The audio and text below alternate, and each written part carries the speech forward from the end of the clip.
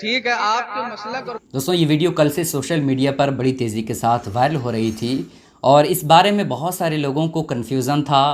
बहुत सारे लोग कह रहे थे कि भाई गलती किनकी है, जो माइक पकड़ करके बोल रहा है उनकी गलती है या जो कुर्सी पर बैठे हुए हैं, है ना, जो जुब्बा पहने हुए उनकी गलती है। आखिर मामले की हकीकत क्या है वो बहुत सारे लोग जानना चाहते थे और गलत और सही किनकी थी ये जानना चाह रहे थे। तो आज मैं आपके सामने ये सारी बातें क्लियर के साथ बताने वाला हूँ। बस आपसे गुजारिश है कि वीडियो को आप ध्यान से देखिएगा।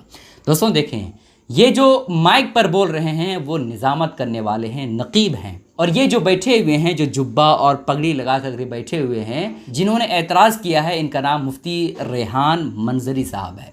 और मैं सलाम पेश करता हूँ मुफ्ती रेहान मंजरी साहब को, जिन्होंने इतनी जुर्रत के साथ और बहादुरी के साथ ऐसे लोगों का मुकाबला किया और भरे मजलिस में ऐसे लोगों की इस्लाह करने की कोशिश की, और जब नहीं माना तो ऐसी कैफियत में वो मजलिस से ही उठ करके चले गए। जलवाबार उलमाए किराम, शोराए ज़वील एहतराम, और हम और आप सबके दरमियान अताए कुतुबुल मदार मुर्शिदे बावकार फजीलतुल शेख हज़रतुल अल्लामा अस्सय्यद मोहम्मद मौलाना फ़िरोज़ अख्तर जाफरी अल मदारी अल हसनी वल हुसैनी सज्जादा नशीन आस्ताने आलिया मदारिया मकानपुर शरीफ और दीगर तमाम सामईन व सामियात, हाज़रीन व हाज़िरात, अस्सलामु अलैकुम व रहमतुल्लाहि व बरकातुहू।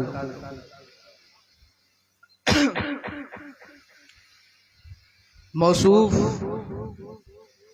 बेहतरीन खूबसूरत मसनद पर जलवागर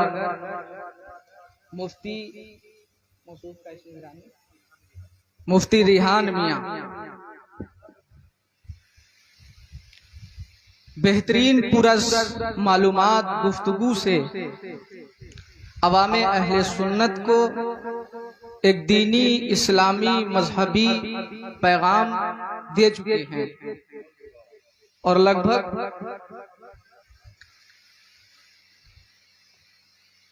आपकी इंतजामिया कमेटी की, मैं कहना नहीं चाहता हूं, लेकिन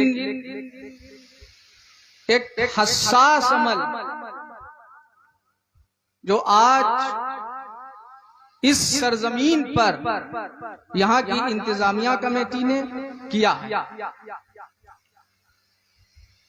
ऐसा महसूस होता है कि आप अहले दिल नहीं, ना आप अहले मोहब्बत हैं। क्योंकि उसकी बड़ी वजह क्या है कि जब मेहमान को बुलाया जाता है तो उसकी इज्जत, एहतराम, तकरीम सरों पर रखी जाती है। और हम आप तमामी हजरात के दरमियान थे। जी जी एक बात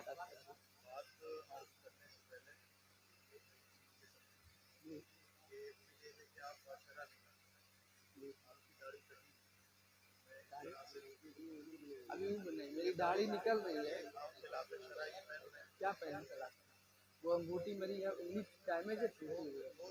आप मसला चेंज हो जाता है मुफ्ती साहब, जब उज्र की बुनियाद हो, उज्र की वजह हो, आज टूटा हुआ है, उंगली टूटी हुई है, इसमें तकलीफ होती तो इधर आ गया। कोई इतना बड़ा गुनाह नहीं शादी हुआ। आप बताइए मुफ्ती साहब। हाँ,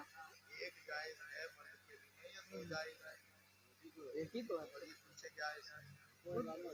चला कोई छल्ला के कितनी बड़ा फेवर आ जाएगा तो फेवर पहन लेगा क्या? ये मसलक के आला हज़रत के खिलाफ है। कोई बात नहीं, आपके खिलाफ।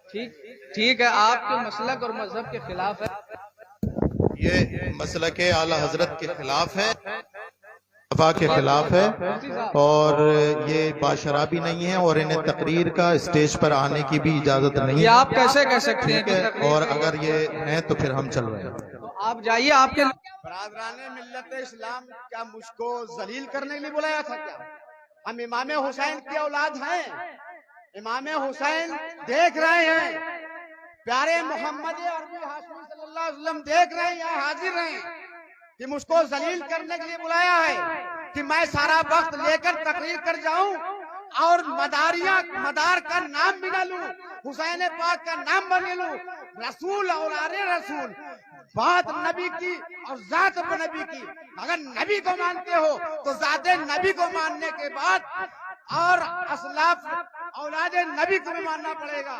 औलादे नबी को नहीं मानते हो तो नबी की नबूवत से इनकार हो जाता है। समझ में आ गई? मेहमान को बुलाने के बाद इतनी जबरदस्त बेइज्जती मैंने बोला था वहाँ, सुनिए शान से बोला था। देखिए मेरे ऑपरेशन हो चुका है, वहाँ कुर्सी डालने लायक, और उन्होंने मैं नीचे बैठा रहा, मैंने कुछ भी नहीं बोला और टाइम।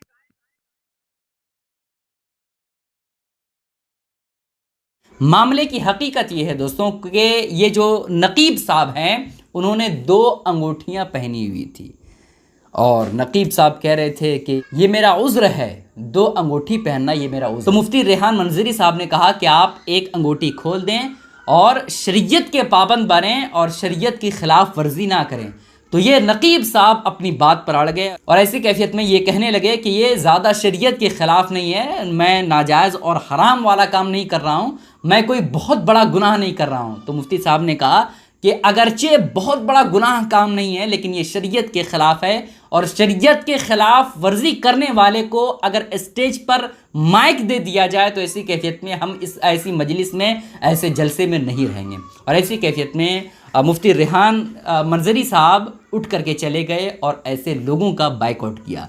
मैं सलाम पेश करता हूं ऐसे मुफ्ती को जिन्होंने जुर्रत और बहादुरी के साथ ऐसे लोगों का रद्द किया। सिर्फ एक शख्स की इस्लाह करने से ये मामला नहीं रुकेगा, बल्कि जो शरीयत के ख़िलाफ़ काम करने वाले हैं, जो स्टेज पर आकर के बोलते हैं और दिन भर शरीयत के ख़िलाफ़ काम करते हैं, सारे लोगों को इसी तरह से डांट फटकार लगाने की ज़रूरत है।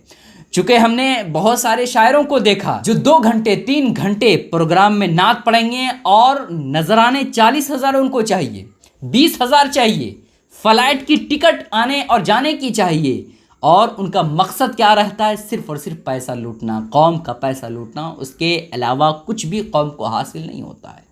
और कुछ शौरा को ये भी देखा गया है कि बाकायदा IPL स्टेडियम में जाते हैं, टिकट बुक करते हैं और वहाँ जाकर के IPL लाइव देखते हैं। जो लोग दाढ़ी रख करके नहीं आते हैं या जो लोग शरीयत की खिलाफ वर्जी करते हैं, ऐसे लोगों को स्टेज पर रहने की और उनको बोलने की इजाज़त हरगिज़ ना दिया जाए। अभी मार्केट में बहुत सारे मुकर्रीन ऐसे निकले हैं जो तकरीर ऐसी करेंगे, ऐसा लगेगा कि उनके दिल में बिल्कुल खौफ खुदा जज्ब है, उनके दिल में अल्लाह रब्बुल इज़्ज़त का डर इतना ज़्यादा है कि वो दिन रात इबादत करते हैं, कोई गलत काम नहीं करते हैं। लेकिन जब उनके किरदार को देखिएगा तो पता चलेगा कि अभी हाल ही में अपने दामन को गंदा करके आए हैं और अपने बीवी के अलावा किसी और से ताल्लुकात रखते हैं। बहुत सारे शायरों को भी देखा गया है कि इस तरह की हरकत करते हैं और जब तकरीर करते हैं तो खूब ज़ोरदार तकरीर करते हैं, लेकिन जब नमाज की बारी आती है तो ऐसी कैफियत में सो जाते हैं और कहते हैं कि क्या करें, उज़्र है ना, रात भर नात खानी किए हैं, रात भर तकरीर किए हैं, तो ऐसी कैफियत में नींद तो आना है तो नमाज कैसे पढ़ें। तो ये शरई उज़्र नहीं है ना। आप नात पढ़ रहे हैं ये अच्छी बात है, लेकिन इसकी वजह से आप जो फ़र्ज़ काम है उसे आप छोड़ रहे हैं, ये शरई मजबूरी नहीं है। ये एक तरह से आप अपनी जेब की खातिर, आप अपने पैसे को इकट्ठा करने की खातिर ये सब हरकत कर रहे हैं, जिसकी वजह से शरीयत इस बात की इजाज़त नहीं देता। आप लोगों से गुजारिश है कि इस क्लिप को ज़्यादा से ज़्यादा शेयर करें और हमसे जुड़ने के लिए चैनल को ज़रूर सब्सक्राइब कर लीजिएगा। अस्सलामु अलैकुम रहमतुल्लाहि व बरकातुहू।